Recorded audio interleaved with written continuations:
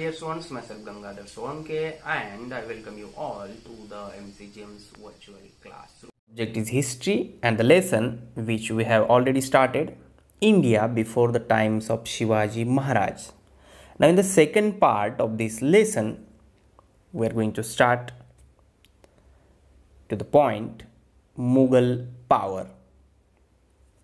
In 1526 CE, the Sultanate of Delhi came to an end and Mughal power was established there. Babur was the founder of Mughal power. Now in the history of medieval India, especially in Maharashtra, we are going to talk about the Mughals again and again. So it is very important to keep in mind the name of Babur, who was the founder of Mughal power. He was the king of Fargana in Central Asia, which is in today's Uzbekistan. And as all the kings or all over the world who were ruling the different parts of the world heard of the wealth in India, so the Babur also, and that is why he planned an invasion of India. आपने भी सुना होगा कि भारत के बारे में ऐसे कहा जाता था कि एक सोने की चिड़िया है या फिर यहाँ पे सोने का धूर निकलता है. द पॉइंट इज दैट हमारा देश बहुत ही अमीर था, बहुत संपत्ति यहाँ पर ज़्यादा थी, एंड दैट इज़ वाई हर एक किंग को ऐसे लगता था कि इंडिया पर अटैक करना चाहिए, हमला करना चाहिए, ताकि वहाँ से बहुत कुछ मिल सकता है. और यही इच्छा बाबर की भी थी.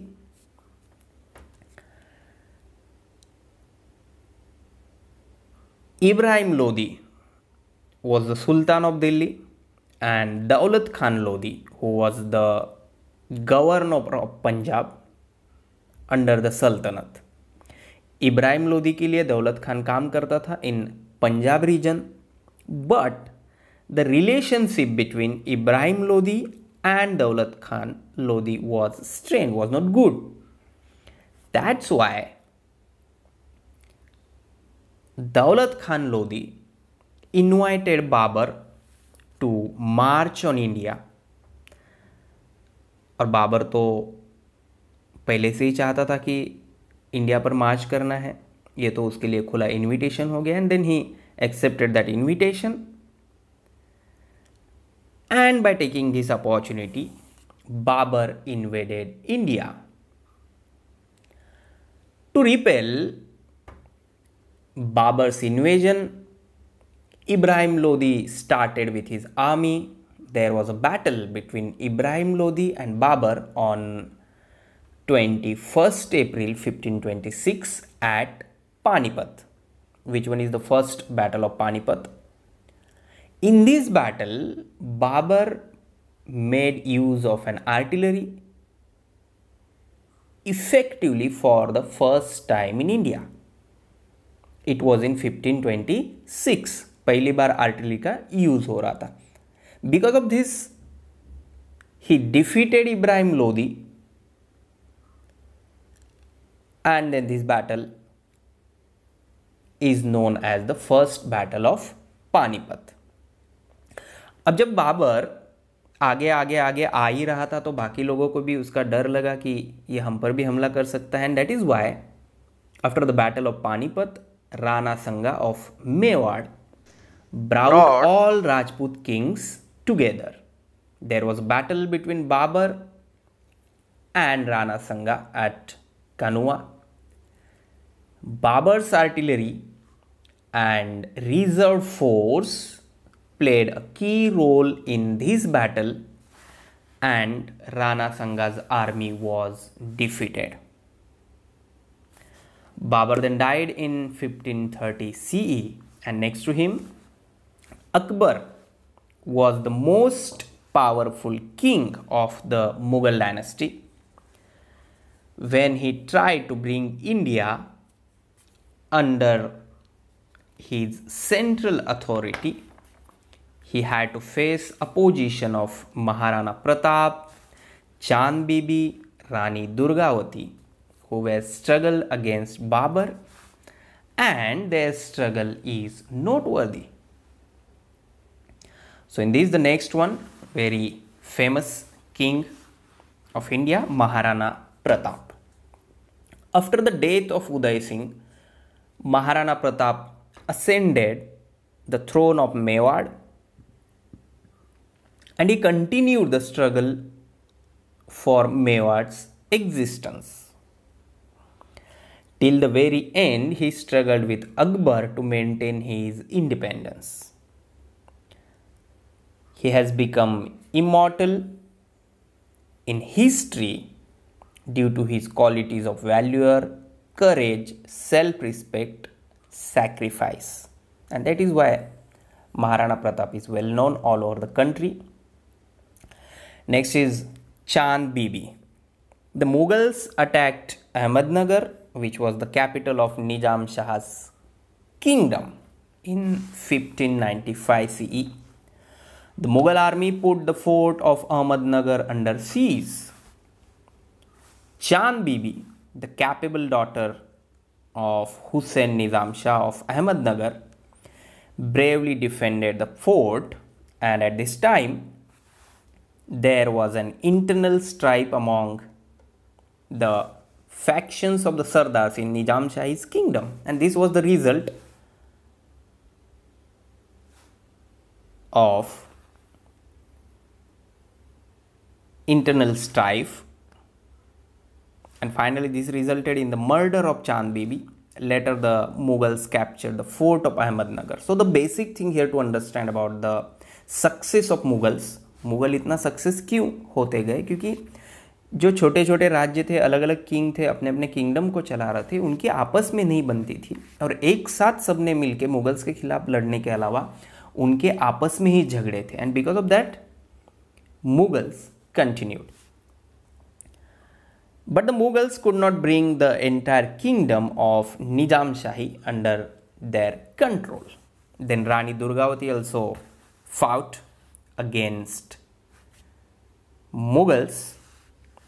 Gondwana can broadly be said to be comprised the eastern part of Vidarbha, as you can see in the image, part of Madhya Pradesh to its north, the western part of today's Chhattisgarh, northern part of Andhra Pradesh, and the western part of Odisha. Now the Rani Durgavati, born in the dynasty Chandel Rajput, became the queen of Gondwana when she was married. She was an excellent administrator. The struggle of Gondwana queen Durgavati against the Mughals is important in medieval history. After her husband's death, Durgavati laid down her life while fighting against Akbar, but she did not surrender.